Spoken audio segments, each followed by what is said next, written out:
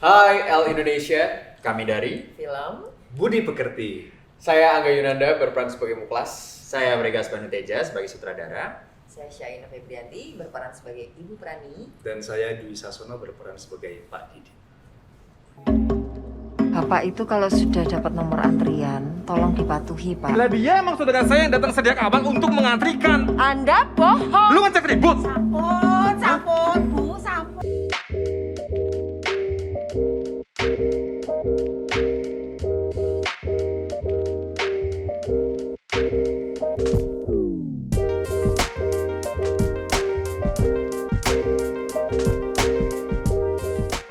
Sinopsisnya ada seorang guru BK bernama Prani yang tiba-tiba viral di media sosial karena dia menegur seorang penyerobot antrian. Netizen mengira dia berkata-kata kasar, mengumpat, dan netizen mengejudge bahwa kelakuannya dia sebagai seorang guru BK itu tidak sesuai dengan apa yang dia lakukan. Semua orang berusaha untuk mencabut posisi Bu Prani dari guru BK. Nah, ini adalah kisah di mana keluarga Bu Prani, di mana ada anaknya Muklas yang diperankan Angga Yunanda dan Tita yang diperankan Prilly Latukonsina mencoba mempertahankan ibunya agar tidak dibully netizen sembari menjaga bapaknya Pak Didit yang diperankan Dwi Sasono yang sedang mengalami depresi untuk tidak mengetahui tentang keviralan ini. Kalau dari aku yang diresahkan dari sosial media saat ini, sepertinya ya banyak yang tidak tertuntun gitu, yang jauh dari kesadaran. Karena pentingnya kita tata krama, sopan santun dalam bersosial media itu sangat penting sekali gitu. Karena akan memberikan dampak yang buruk kalau sosial media itu untuk dipakai untuk menyebarkan sesuatu yang kaitannya dengan teror, ketakutan gitu. Ya, itu salah satu yang bisa menjadi hal yang disalahgunakan. Ya, baiknya kan kita gunakan untuk sesuatu yang lebih baik, menebarkan hal-hal yang positif gitu, yang penuh dengan cinta, kasih, toleransi gitu, hal-hal yang baik ya. Itu akan menjadi lebih indah. Kalau aku sih ngelihatnya media sosial itu kan seperti candu ya. Jadi sebegitu banyak informasi dari berbagai spektrum gitu yang kita juga nggak bisa memilih atau memilah kadang-kadang, dan kalau misalnya kita punya kecerdasan untuk oh ini stop, oh ini cukup, itu jauh bagus sekali. Tetapi saya kira media sosial menggiring kita untuk menjadi candu, untuk melihat, terus sehingga kalau aku bilang kita nggak menjadi orang yang produktif kadang-kadang, atau mungkin ada ada pengaruh kepada anak-anak di bawah umur, karena itu kan sangat terbuka media sosial, bisa diakses oleh siapa aja. Itu sih. Film ini sendiri kan judulnya Budi Pekerti. Budi itu artinya kesadaran, pekerti itu perilaku. Jadi ketika kita berbuat, kita harus menyadari dulu apa yang kita mau perbuat, baru kita mendeliver perbuatan itu. Nah, netizen sekarang menurut pendapat saya di media sosial kebanyakan tidak bergerak berdasarkan kesadaran, melainkan berdasarkan reaktif dan instinktif.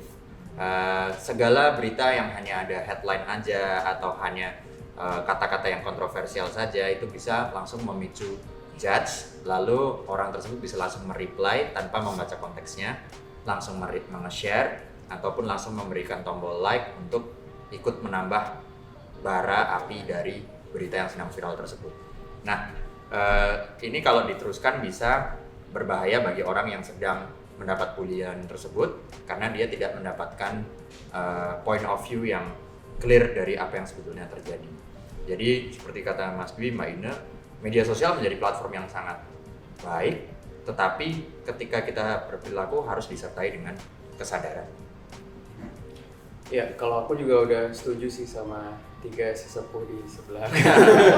Karena menurut aku juga framing di sosial media itu jadi salah satu bumerang juga sih kayaknya gitu. Karena di zaman sekarang semua orang kan bisa ya beropini, berspekulasi dan melakukan hal-hal yang kita tidak bisa filter gitu. Jadi framing-framing yang terkadang mungkin bahkan tidak tepat atau bisa aja dengan mudahnya dibelokkan tanpa fakta yang jelas dan valid itu sangat mudah untuk dijumpai sekarang gitu. Jadi bagaimana kita sebagai masyarakat, sebagai netizen ya pintar-pintar untuk memilah dan memilih mana hal-hal yang emang sudah tervalidasi atau belum gitu, terhadap pemberitaan apapun yang ada di sosial media.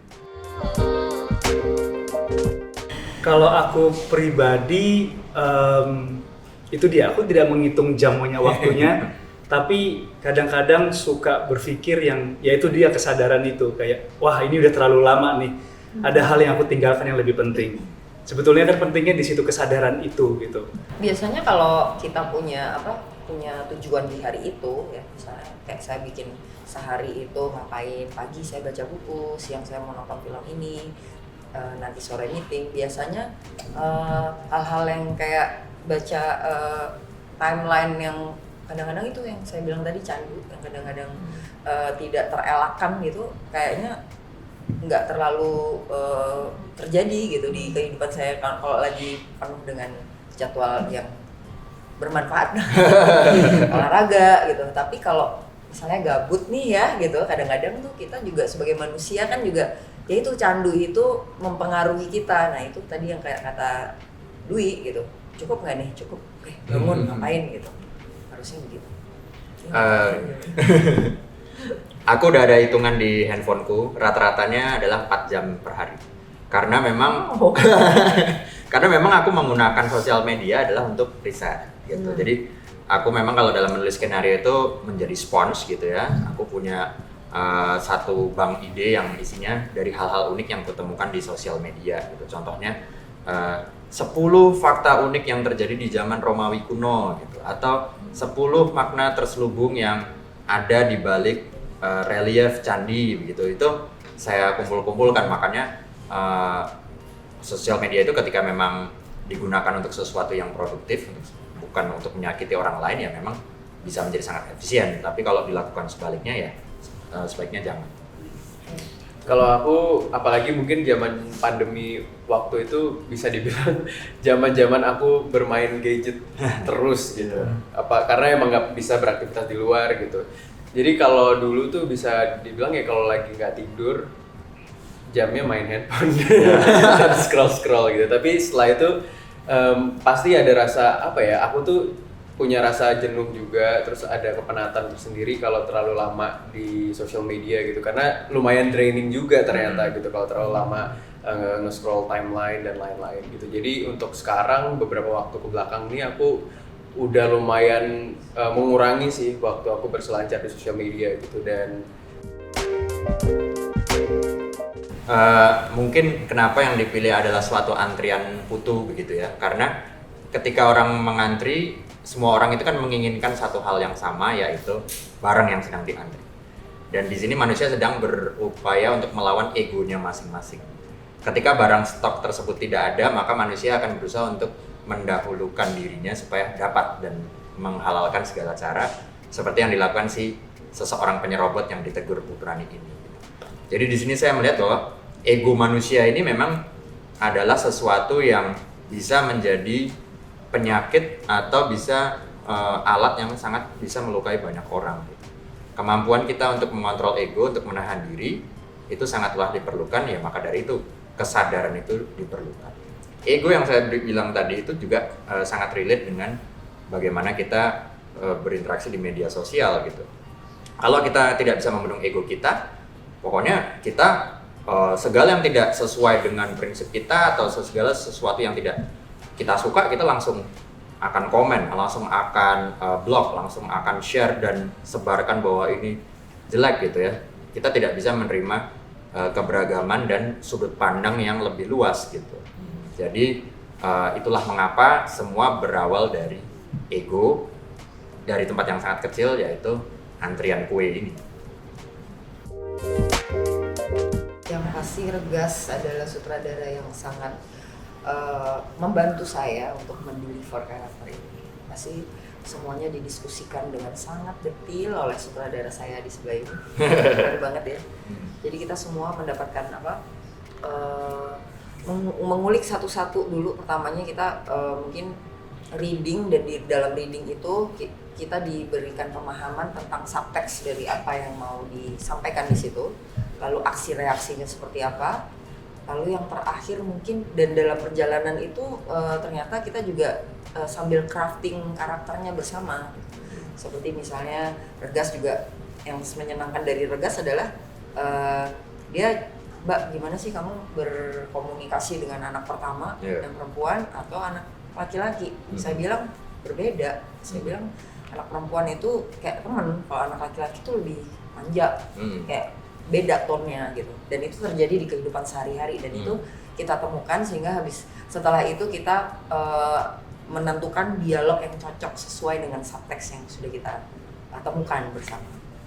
Lalu yang berikutnya mungkin bentuknya ya, bentuk, karena Bu Prani ini kan guru, juga orang Jawa Jogja yang memang punya gestur yang berbeda dengan Jawa Timur. Mungkin saya lebih mengenal Jawa Timur karena ibu bapak saya orang Jawa Timur, jadi saya tahu cara marahnya orang Jawa Timur seperti apa, beda dengan Jogja. Sama dengan bagaimana mengucapkan cahki, tipis-tipis banget orang Semarang dengan Jogja, dan itu saya bukan orang Jogja, makanya PR gedenya itu satu. Dan saya harus juga melihat bagaimana seorang guru memberikan konseling di sekolah, yang saya tidak punya file itu di dalam diri saya, karena file saya mungkin ini kepanjangan nggak nih? Nggak apa-apa. Nanti dikat kan? Aman. Ini lanjut. Jadi punya cara komunikasi yang berbeda ternyata ketika dia di rumah. Bu Prani di rumah, dia adalah sebagai manusia biasa yang melepaskan atribut kemegahannya di sekolah gitu. Tapi begitu dia di sekolah, dia sangat berdaya gitu, kelihatan dia jalan di koridor itu dengan percaya diri karena dia punya tanggung jawab penuh untuk memberikan sesuatu yang baik kepada, nah kayak gitu-gitu tuh sangat tertata oleh Regas dan diberikan kita diberikan waktu gitu. Oke, minggu ini kita ngulik ini, minggu ini, dan itu ternyata stepnya benar gitu, stepnya kita menuju ke titik yang benar sih menurut saya. Dari karena ini syuting film, bukan saya biasa main teater yang dari nol sampai akhir saya lakukan gradasinya, nggak saya pikirin lagi udah jadi gitu. Tapi kalau di sini kan sebuah upaya untuk gimana cara kita syuting scene 56, ternyata di besoknya scene 30, wah emosi saya udah segini nih. Itu PR banget kan, emosi di sana udah segini, jadi yang ini harusnya saya segini. Crafting itu yang perlu diskusi sama Regas juga gitu. Jadi banyak hal lah untuk emosi juga, semuanya sangat jelas ya di skrip itu. Saya juga merasakan Regas juga mendeliver atau memberikan bayangan tentang apa yang mau disampaikan di scene itu. Jadi dia tuh bisa kayak, kamu bagaikan seekor kuda yang kesepian, kamu bergerak sendiri. Jadi kan sedih kan, ini perempuan, terus dia harus berusaha untuk suaminya, dan ini dia harus menjaga gitu-gitu. Jadi saya rasa semua memberikan kontribusi yang lengkap gitu di perjalanan saya crafting karakter ini. Iya, aku di sini sebagai konten kreator di film Budi Pekerti, dan kalau Muklas itu kan emang sudah membangun citranya sedemikian baik gitu di sosial media gitu. Bagaimana cara dia untuk seolah-olah menjadi pakar yang terbaik gitu untuk masalah healing dan juga hal-hal baik lainnya gitu. Dan saat diterpa oleh isu yang menurut dia akan sangat mengganggu, jujur itu bikin dia was-was gitu. Karena selama ini emang dia di platform digitalnya dia itu membangun citranya adalah keluarga yang harmonis, happy person, terus semuanya itu serba sempurna gitu. Dan itu sebenarnya sangat berbanding terbalik dengan kehidupan dia sebenarnya gitu. Karena kalau dia off screen sebenarnya di belakang kamera dia tuh jadi pribadi yang 180 derajat berbeda gitu. Dia sebenarnya kalau aku diskusi bersama Kak Regas gitu, membangun bagaimana art dari karakternya, bagaimana perjalanan emosinya dia, terus segala macam bentuk karakterisasinya dia itu sebenarnya emang tampilannya sangat berbeda gitu. Jadi bagaimana dia berkomunikasi dengan keluarga itu sangat-sangat dingin, dan mungkin ya dia punya alasannya tersendiri gitu kenapa dia sebenarnya merasa agak kurang nyaman gitu di dalam lingkup keluarganya dia gitu. Tapi itu yang tidak dilihat oleh sosial medianya dia gitu, karena dia berusaha menampilkan image yang terbaik gitu. Jadi pas badai itu menerjang, wah dia berusaha untuk ya mendayung sendiri sebenarnya gitu, ingin menyelamatkan dirinya sendiri dulu dengan cara yang taktis bagi dia. Tapi ternyata tidak ada yang tahu lagi. Dirumuskan yang lain. Dirumuskan yang lain. Saya nggak sekreatif Bu Prani untuk memberikan refleksi ya. Apa ya Bu Kelas? Ya saya sita aja deh handphonenya. Refleksi. Nggak boleh main. Kalau aku melihat di sini bukan sebuah hukuman buat Bu Prani sebetulnya dari atas tindakannya dia menegur itu, tapi ini sebetulnya sebuah proses pembelajaran untuk Bu Prani. Bu Prani yang sebagai seorang guru BK yang biasanya dia adalah mengajarkan pendidikan moral kepada murid-muridnya, tapi justru di sini Bu Prani sendiri dihadapkan dengan sebuah permasalahan.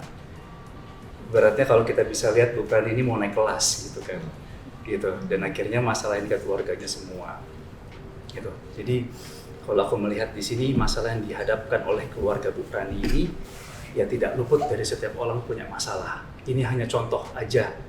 Masalah banyak beda, tapi bukan bagaimana beratnya sebuah masalah, tapi tanggapannya terhadap sebuah masalah, gitu. Mungkin masalah sama, tapi tanggapannya pasti beda-beda dan penerimaannya pun juga beda, gitu. Ya ini timbul dari kekhawatiran kan yang dialami oleh Muklas, oleh Tita juga. Ini menjadi sebuah contoh juga. Kalau segala sesuatunya seperti popularitas, kejayaan itu nggak pernah abadi, suatu saat pasti akan hilang, gitu. Supaya tidak terlalu melekat, gitu. Kalau Pak Didit, dia selalu punya masalah dan kegagalan setiap usahanya. Usaha ini gagal, itu gagal, ini gagal gitu kan. Itu proses pencariannya Pak Didit, tapi Pak Didit lebih banyak memilih untuk diam gitu. Dan akhirnya seberapapun beratnya setiap masalah, saat kita itu dalam kondisi hening, pasti segalanya keterlampaui gitu. Jadi ya terang akan bermakna saat pernah merasakan gelap gitu. Kalau nggak ada gelap ya terang tidak berarti. Pertama, ada dua sosok yang menginspirasi itu. Gitu. Satu adalah salah satu sosok dari paman saya yang sangat adventurir. Kerjaannya ganti-ganti gitu ya, mulai dari usaha satu ganti ke usaha dua. Gagal bikin lagi dan nggak pernah satu usaha itu ditekuni terus. Sangat banyak ide baru yang muncul. Sosok kedua adalah sosok yang mengalami bipolar tersebut, di mana itu salah satu orang terdekat saya gitu. Dan aku pengen cerita bahwa kesehatan mental itu tidak memandang siapapun latar belakangnya atau apapun. Ketika itu mengenai ya akan terdampak ke seluruh kehidupannya juga.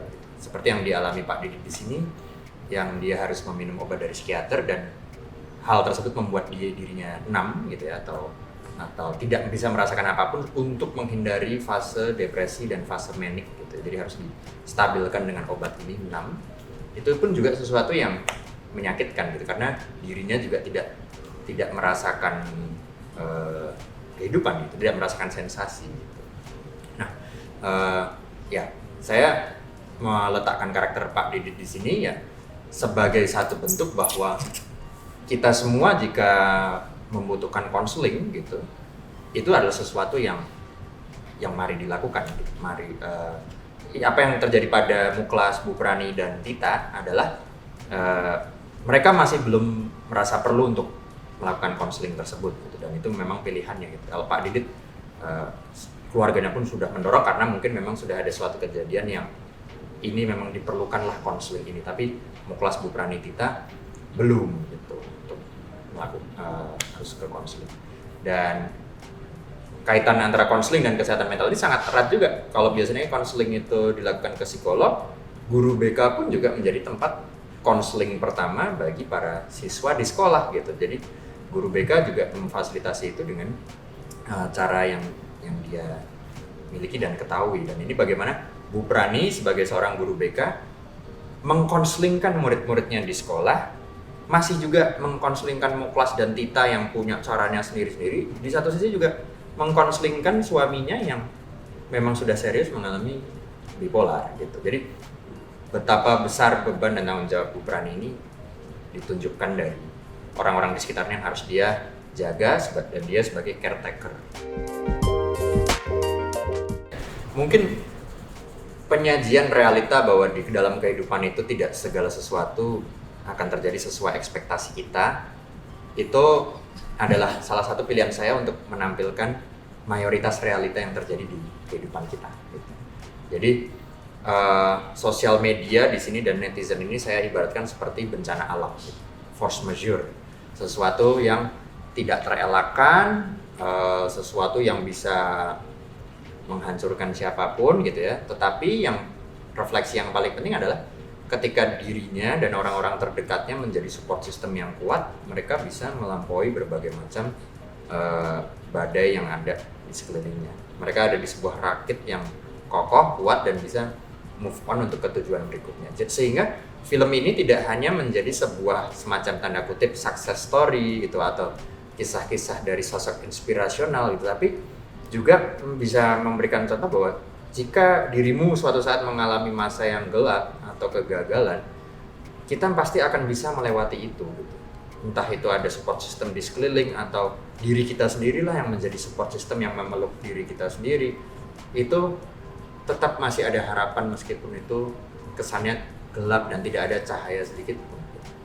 Nah, ending-ending itulah yang menjadi pilihan saya untuk memberikan satu pemantik semangat dan harapan untuk orang-orang yang sedang berada di titik terendahnya atau tergelapnya. Nggak ada, itu nggak berpengaruh sama sekali. Karena saya dan teman-teman pemain dan teman-teman kru itu semuanya adalah sama-sama orang yang suka dengan film, suka sekali dengan berkarya dan berproses kreatif. Jadi yang kita lakukan itu patokannya satu, happy, bahagia. Ketika berproses tuh Mas Dwi, Mbak Ina, Angga, Rili, Omara itu memberikan feedback yang mereka pun juga ikut ambil bagian dalam penulisan film ini, kasih ide, kasih usul, dan itu membuat hari-hari kita itu berwarna gitu. Hari-hari kita dipenuhi dengan ketawa, dengan keseruan, dengan passion gitu. Dan itu terjadi juga dengan kru-kru, sinematografer, penata artistik yang kayak gimana kalau kita framingnya adalah frame di dalam frame. Gimana kalau kita color palette-nya adalah biru dan kuning? Gimana kalau kita sound-nya adalah sound yang kedap suara? Gitu. Jadi ide-ide itu muncul dan mengisi hari-hari kita. Jadi ada atau tidaknya award itu menjadi tidak masalah karena kita sudah memiliki waktu yang kalau kita hidup di dunia waktunya cuma sekian, kita setelah mengisi waktu kita itu dengan sesuatu yang membuat kita bahagia. Kalau saya mungkin ya karena saya melakukan riset kan. Film ini kan lahir karena riset berbagai macam video sosok-sosok yang viral gitu ya, bapak ibu yang tiba-tiba viral, jadi saya makin paham polanya gitu.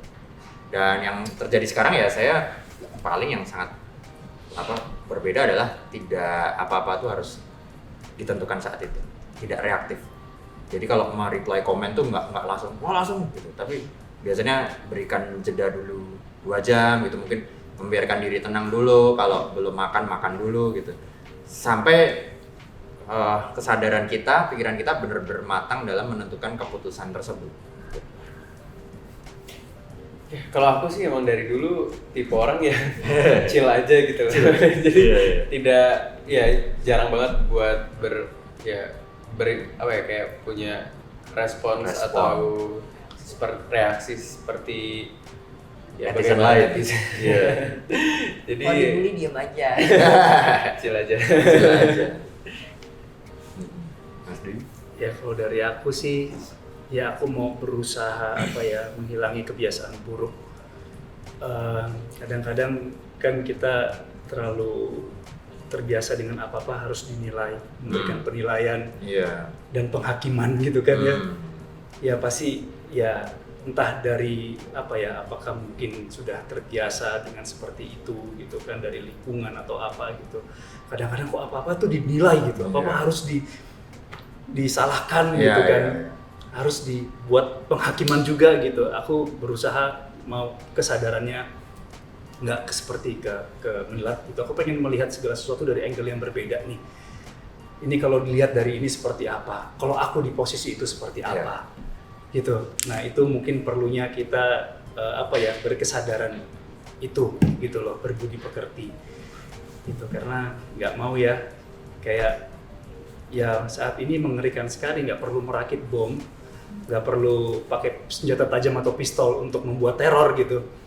Cukup menebarkan berita yang tidak terbukti kebenarannya, informasi gitu kan, hanya dengan ujung jari aja itu sudah bisa membuat teror yang sangat besar gitu dan berdampak buruk buat orang gitu. Jangan lupa Nonton film Budi Pekerti. mulai tanggal 2 November 2023 di Di bioskop. bioskop. See you. Dadah.